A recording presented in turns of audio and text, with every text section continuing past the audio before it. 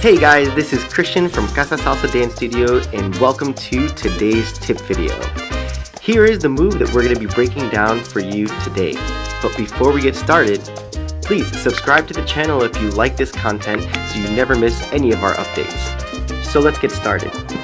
The first tip that we're going to give you is I want you to notice that Scott is changing the position of his wrist to face toward her on the 6-7. This is going to drastically improve the way that you lead this move.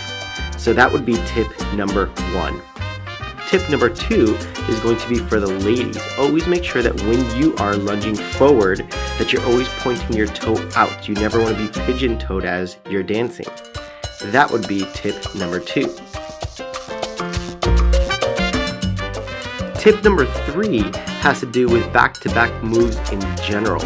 Whenever you're doing a back-to-back move, you always want to align your shoulders. So you'll notice that he's aligning the shoulders so that he can execute the back-to-back move better.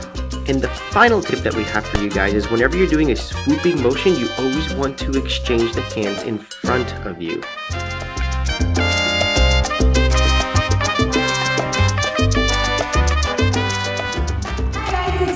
Casa Salsa. Thank you so much for watching. Don't forget to check out our other free videos with tips and tricks for the dance floor.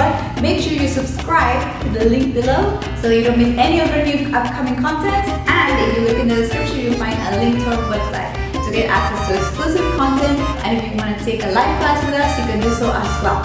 Link on the description. See you next time.